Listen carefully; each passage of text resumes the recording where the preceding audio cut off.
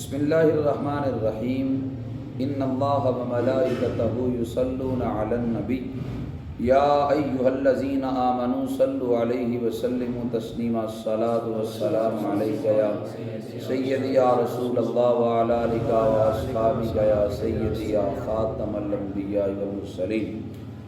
معزز سامعین کرام، آج سورہ البقرہ کی آیت نمبر 31 اور 32 کی تفسیر آپ کی خدمت میں عرض کروں گا۔ اللہ جل مجدہ الکریم نے اپنی لا ریب کتاب میں ارشاد فرمایا وَعَلَّمَ آدَمَ الْأَسْمَاءَ كُلَّهَا۔ اللہ تعالیٰ نے حضرت آدم علیہ السلام کو تمام کی تمام چیزوں کے نام سکھا دیے۔ ثُمَّ عَرَضَهُمْ عَلَى الْمَلَائِكَةِ، تمام کی تمام چیزوں کے نام سکھا کے پھر حضرت آدم علیہ السلام کو اللہ نے فرشتوں پہ پیش کیا۔ مفسرین فرماتے ہیں کہ اللہ تعالیٰ نے حضرت آدم علیہ السلام کو 7 لاکھ زبانوں کا علم عطا فرمایا اور 1000 سے زائد پیشوں کا ہنر عطا فرمایا۔ جناب آدم علیہ السلام نے ان تمام پیشوں میں سے کھیتی باڑی کا پیشہ جو ہے وہ اختیار کیا۔ جناب آدم علیہ السلام کو اللہ تعالیٰ نے تمام کی تمام چیزوں کے نام سکھا دیے، یہاں تک کہ چھوٹی سے چھوٹی چیز جسے ہم سمجھتے ہیں اس کا بھی نام اللہ تعالیٰ نے حضرت آدم علیہ السلام کو سکھا دیا۔ دیکھو اللہ کی کتنی عظیم حکمت ہے۔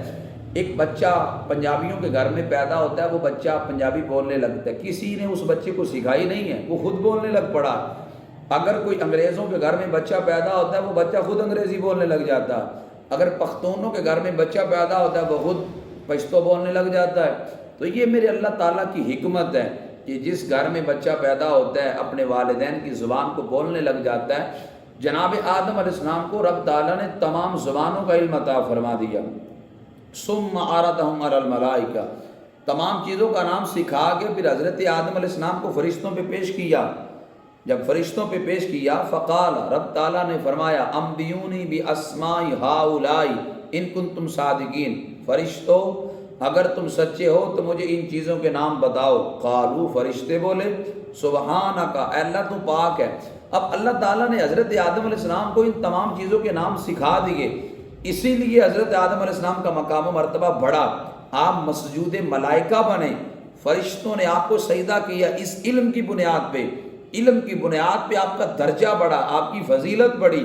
اب اس لیے حضرت سلیمان علیہ السلام کو رب تعالیٰ نے فرمایا اے سلیمان، 3 چیزوں کے بارے میں تجھے اختیار ہے، دولت لے لو، حکومت لے لو یا مال لے لو، تینوں میں سے ایک چیز تمہیں ملے گی۔ حضرت سلیمان علیہ السلام اللہ کے نبی تھے، دیکھو انتخاب کیا کیا۔ جناب سلیمان علیہ السلام فرمانے لگے یا اللہ مجھے علم کی دولت دے دے۔ رب نے فرمایا تو نے انتخاب اعلیٰ چیز کا کیا ہے، تجھے علم کی وجہ سے مال بھی عطا فرماتا ہوں، سلطنت بھی عطا فرماتا ہوں۔ دیکھو کہ جو بندہ اس علم کی دولت کو حاصل کرتا ہے، رب منصب بھی اس کو اچھا عطا کرتا ہے اور اب تعالیٰ دولت بھی اس کے قدموں میں ڈال دیتا ہے۔ گویا علم اتنی عظیم دولت ہے۔ میرے رسول کریم صلی اللہ علیہ وسلم کی یہ شریعت ہمیں بتاتی ہے علم کی وجہ سے بندے کا مقام بڑھ جاتا ہے۔ دیکھو وہ چیونٹی جس نے اپنی چونٹیوں کو کہا تھا ادخلوا مساکنکم، اپنی اپنی بلوں میں چلی جاؤ، کہیں لشکر سلیمان بے خبری میں تمہیں کچل نہ دے۔ 3 میل دور سے جناب سلیمان علیہ السلام نے اس چیونٹی کی آواز کو سنا، فتبسم ضاحکا من قولها، جناب سلیمان علیہ السلام چیونٹی کی آواز کو سن کے مسکرا پڑے۔ اب اس چیونٹی کے پاس علم تھا، اس علم کی وجہ سے اللہ نے اس چیونٹی کو قرآن کی صورت بنا دیا، اس چیونٹی کے نام پہ قرآن کی پوری صورت کو رکھ دیا۔ یہ علم کی وجہ سے اس کو فضیلت ملی۔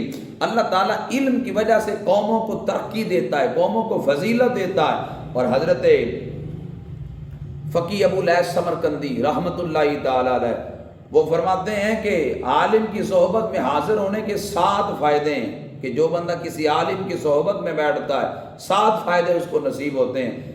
پہلا فائدہ عالم کی صحبت میں بیٹھنے کا یہ ہے کہ وہ شخص جب علماء کی صحبت میں آ کے بیٹھے گا تو اس کا شمار طالب علموں میں رب فرما دے گا۔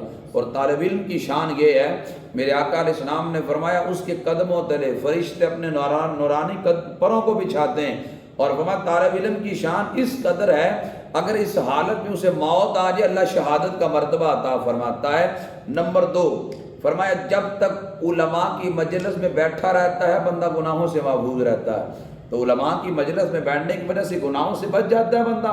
اور فقی ابو لیث سمرقندی فرماتے ہیں علماء کے پاس علماء کی صحبت میں بیٹھنے کا تیسرا فائدہ بندے کو یہ ملتا ہے کہ جب وہ گھر سے علم حاصل کرنے کی نیت سے نکلتا ہے اللہ ہر قدم پہ نیکی عطا فرماتا ہے۔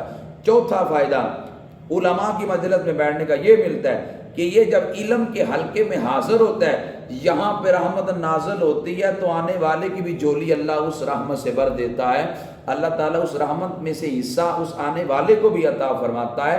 پانچواں انعام علماء کی مجلس میں بیٹھنے کی وجہ سے بندے پہ یہ ہوتا ہے کہ یہ جب علم کا ذکر سنتا ہے تو وہ ذکر سننا بھی عبادت میں شمار ہو جاتا ہے۔ اور چھٹا انعام علماء کی مجلس میں بیٹھنے کی وجہ سے رب تعالیٰ یہ کرتا ہے، جب بندہ کو مشکل مسئلہ علماء سے سنتا ہے، سمجھ نہیں آتا، پریشان ہو جاتا ہے، جب پریشان ہو جاتا ہے تو منکسر القلب ہو جاتا ہے، دل ٹوٹتا ہے، پریشان ہوتا ہے، پتہ نہیں مجھے مسئلہ سمجھ کیوں نہیں آتا۔ فرمایا منکسر القلب جب ہوتا ہے یعنی دل ٹوٹتا ہے، پریشان ہوتا ہے، اللہ اس پر بھی اس بندے کے درجے بلند کرتا ہے، اس لیے یہ بھی اس پر انعام ہوتا ہے۔ اور ساتواں انعام اللہ تعالیٰ اس بندے پہ یہ کرتا ہے کہ جب وہ علم حاصل علماء کے پاس آ کر کرتا ہے تو فرمایا اللہ تعالیٰ اس کے دل کے اندر علم کی عزت کو بڑھا دیتا ہے، اور فرمایا جہالت سے نفرت اس کے دل میں پیدا کر دیتا ہے، یہ اللہ تعالیٰ اس پہ انعام کرتا ہے۔ جناب مولا علی رضی اللہ تعالیٰ عنہ فرماتے ہیں کائنات اور یہ دنیا چار بندوں سے قائم ہے۔ نمبر ایک فرمایا عالم باعمل کی وجہ سے، عالم باعمل اللہ کا اس دنیا کے اندر ایک بڑی عظیم نعمت ہے کہ دنیا کے اندر عالم باعمل موجود ہیں۔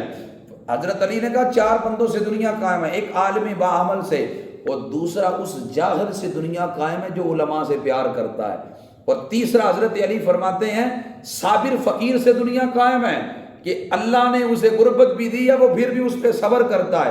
نمبر چار فرمایا سخی مالداروں سے دنیا قائم ہے۔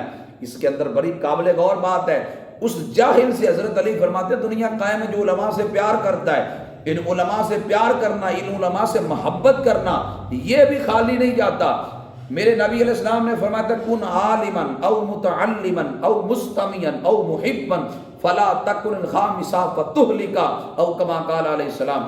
حضور نے چار درجے بیان کیے، فرمایا یا تو عالم بن جاؤ، یا شاگرد بن جاؤ، او مستمعا یا علماء کی گفتگو سننے والے بن جاؤ، او محبا یا فرمایا کم از کم علماء سے پیار کرنے والے بن جاؤ، ولا تکن خامسا فتہلکا پانچواں گروہ نہ بننا ورنہ ہلاک ہو جاؤ گے۔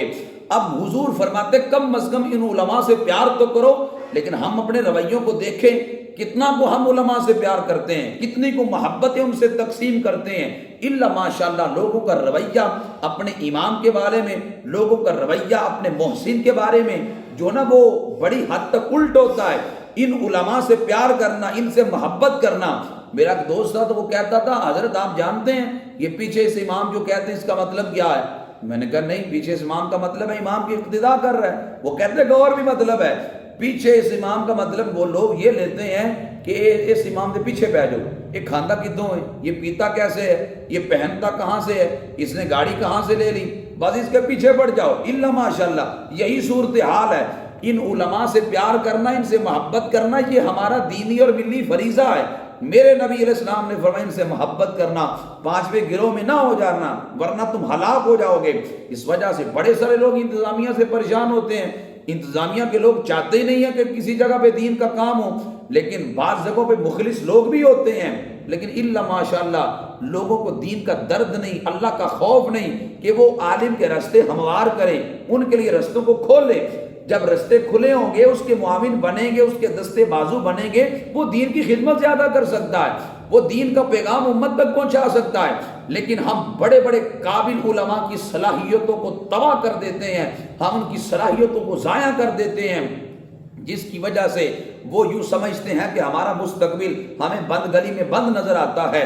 اگر ہم ان کے دستے بازو بنیں، ان علماء سے پیار کریں، یقیناً یہ اپنے علم کے ذریعے امت کو سیراب کر سکتے ہیں۔ اور علماء کو بھی تنگ نظر نہیں ہونا، اپنے مشن کو آگے امت تک پہنچانا ہے، ہزار ہاں تکلیفیں راستے میں آئیں، لیکن جب بندہ مطمع نظر منزل پہ رکھتا ہے، نظر منزل پہ ہوتی ہے، پھر راستے کی رکاوٹیں اسے منزل میں پہنچنے سے روک نہیں سکتی۔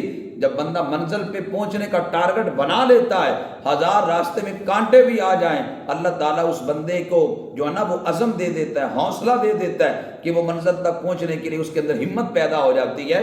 تو ان علماء سے پیار، ان علماء سے محبت، یہ ہماری ملی فریضہ ہے۔ تو حضرت آدم علیہ السلام کو اللہ تعالیٰ نے مقام اس علم کی بنیاد پہ دیا۔ حضرت آدم علیہ السلام کو جب اللہ نے تمام چیزوں کے نام سکھا دیے تو گویا ان کا درجہ بڑھا دیا، اور پھر فرمایا رب نے، فرشتوں مجھے ان چیزوں کے بارے میں بتاؤ، تم کہتے تھے انسان کو پیدا نہ کرو، بتاؤ ان چیزوں کے بارے میں۔ قالوا، فرشتے بولے، لا علم لنا، اللہ ہمیں کچھ علم نہیں ہے، الا ما علمتنا، ہم اتنا ہی جانتے ہیں یا اللہ جتنا تو نے ہمیں سکھایا ہے۔ انک انت العلیم الحکیم، تو علم والا بھی ہے، حکمت والا بھی ہے، مولا ہم اتنا ہی جانتے جتنا تو نے ہمیں سکھا دیا۔ حضرت امام شافعی بہت بڑے امام گزرے ہیں، حضرت امام شافعی سے کسی بندے نے مسئلہ پوچھا، حضرت امام شافعی فرمانے لگے مجھے اس بارے میں علم نہیں ہے۔ وہ بندہ کہنے لگا آپ کو شرم نہیں آتی، میں شریعت کا مسئلہ پوچھتا ہوں اور آپ کہتے ہیں مجھے اس کے بارے میں علم نہیں ہے۔ حضرت امام شافعی فرمانے لگے جب رب نے فرشتوں سے کہا تھا ان چیزوں کے بارے میں مجھے بتاؤ تو فرشتوں نے لا علمی کا اظہار کیا۔ امام شافعی فرمانے لگے اگر فرشتوں کو لا علمی کا اظہار کرتے شرم محسوس نہیں ہوئی، مجھے شرم محسوس کی ہوتی ہے۔ حضرت علی رضی اللہ تعالیٰ نے اس لیے فرمایا کرتے تھے اگر مسئلہ نہیں آتا تو یہ کہہ دینا نہیں مجھے علم، یہ کہہ دینا بھی آدھے علم ہونے کی دلیل ہے۔ اس وجہ سے اپنے پیٹ کی بات نہ سنائیں، جب آپ اپنے پیٹ کی بات سنائیں گے، مسئلہ گھڑ کے اپنی طرف سے سنا دیں گے تو میرے حضور علیہ السلام نے اس کی منظر کشی تو صدیوں پہلے کر دی۔ بخاری مسلم کی متفق علیہ حدیث پاک ہے، نبی علیہ السلام نے فرمایا وقت آئے گا علم اٹھا لیا جائے گا۔ صحابہ کرام نے عرض کیا آقا کیا سینوں سے کھینچ لیا جائے گا؟ فرمایا نہیں، علماء اٹھا لیے جائیں گے۔ پھر فرمایا اتخذ الناس رؤوسا جہالا، لوگ جاہلوں کو اپنا رہنما، اپنا رہبر بنائیں گے، فسئلوا، اپنا رہبر رہنما سمجھ کے سوال کریں گے، فافتوا بغیر علم، وہ رہبر بارو رہنما بغیر علم کے فتوے سنائے گا، دلوا و دلو، خود بھی گمراہ ہوگا، لوگوں کو بھی گمراہ کرے گا۔ جب مسئلہ نہیں آتا تو نہ بتائے، تحقیق کر کے بتائے۔ حضرت امام مالک کتنا بڑا تاریخ میں نام ہے، حضرت امام مالک سے کسی بندے نے ایک وقت میں 36 مسئلے پوچھے، حضرت امام مالک نے 16 کا جواب دیا، باقیوں کے بارے میں فرمایا میں اس کے بارے میں نہیں جانتا۔ اب اس لیے جتنے کا علم ہے اتنا بندہ بتا دے، اپنے پیٹ کی بات نہ سنائے۔ تو فرشتوں نے کہا لا علم لنا، اللہ ہمیں کچھ علم نہیں ہے، ہم اتنا ہی جانتے ہیں جتنا تو نے ہمیں سکھا دیا، بے شک تو علم اور حکمت والا ہے۔ تو دین کی تعلیم حاصل کرنا یہ ہمارا فریضہ ہے، لیکن اس وقت ہمارا دین کے ساتھ ربط ٹوٹ چکا ہے، دین سے اتنی دوری ہے کہ ہم لوگوں کو غسل کے فرض تک نہ بتا سکے، ہم لوگوں کو وضو کا صحیح طریقہ بھی نہ بتا سکے، ہم لوگوں کو حلال و حرام بھی نہ سکھا سکے، ہم لوگوں کو تجارت کے اصول تک بھی نہ سکھا سکے، ہم لوگوں کو ان کی نماز کی درستگی کے اصول بھی نہ بتا سکے۔ اس لیے یہ علماء کی ذمہ داری ہے۔ اور یاد رکھنا، مت کوئی بندہ کہے کہ مجھے مسئلے کا پتہ نہیں تھا لہذا میرے لیے معافی ہے، معافی نہیں ہے۔ رب پوچھے گا کہ تو نے مسئلہ سیکھا کیوں نہیں جا کے، دین سیکھا کیوں نہیں جا کے؟ اس لیے مت اس خوش فہمی میں بندہ رہے کہ مجھے تو پتہ نہیں چلے لہذا میرے لیے معافی ہے، معافی نہیں۔ جو مسائل فرض ہیں ان کا سیکھنا فرض ہے۔ میرے حضور علیہ السلام نے فرمایا طلب العلم فریضۃ علی کل مسلم، علم حاصل کرنا ہر مسلمان پہ فرض ہے۔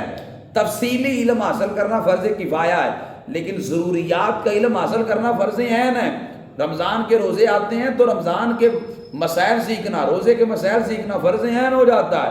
اسی طرح وہ بندہ تجارت کرتا ہے، تجارت کے اصول سیکھنا فرض عین ہو جاتے ہیں۔ جناب عمر بازار میں جایا کرتے تھے رضی اللہ تعالیٰ عنہ، اور بازار میں جا کر تاجروں سے پوچھتے تھے کیا تمہیں تجارت کے اصول آتے ہیں؟ اگر وہ کہتا ہے نا نہیں آتے، جناب عمر فرماتے نکل جا ہمارے بازار سے، تو حرام میں مبتلا ہو جائے گا، تمہیں خبر تک بھی نہیں ہوگی۔ اس لیے منڈیوں میں جو کام کرنے والے تاجر ہیں، دیگر جو تاجر ہیں، انہیں تجارت کے اصول تو سیکھنے چاہیے، ورنہ حرام کرتے رہیں گے انہیں خبر تک بھی نہ ہوگی یہ حرام ہے۔ اس وجہ سے دین کو حاصل کرنا یہ بڑا ضروری مرحلہ ہے۔